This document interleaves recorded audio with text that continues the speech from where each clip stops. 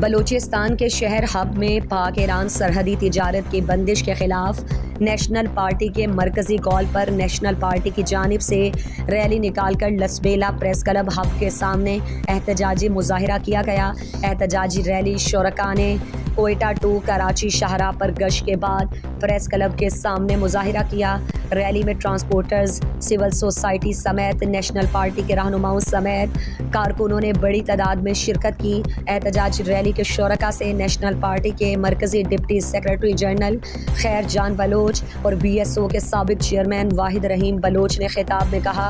کہ بلوچستان کے پاک ایران بارڈر کی بندش بلوچ عوام کی معاشی قتل عام ہے۔ اگر بند کرنا ہی ہے تو پاکستان سے افغانستان سمگل ہونے والی چینی یوریا کھاد اور دیگر اشیاء سمیت افغانستان سے آنے والے منشیات اور اسلحے کو بند کیا جائے، جس سے ملک کے حالات اور معیشت کو نقصان پہنچ رہا ہے۔ ڈیزل کو بلوچستان سے بند کرنے سے بلوچستان میں بدامنی کو بڑھانے کی دعوت دی جا رہی ہے، جس کی بندش کے بعد بلوچستان کے لوگ چوری چکاری اور ڈاکے ڈالنے پر مجبور ہو جائیں گے۔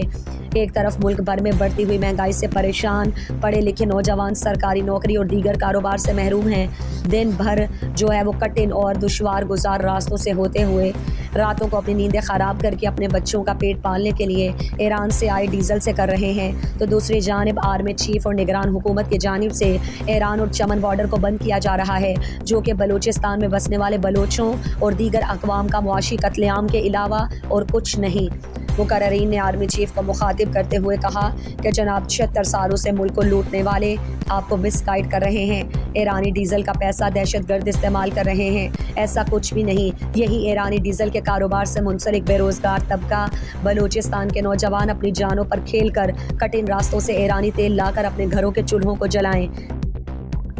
مزید دلچسپ معلومات اور خبروں سے آگاہ ہونے کے لیے Gedrosia point Facebook page, Instagram, Twitter کو فالو اور یوٹیوب چینل کو سبسکرائب کریں۔ بیل آئیکن بٹن دبانا نہ بھولیں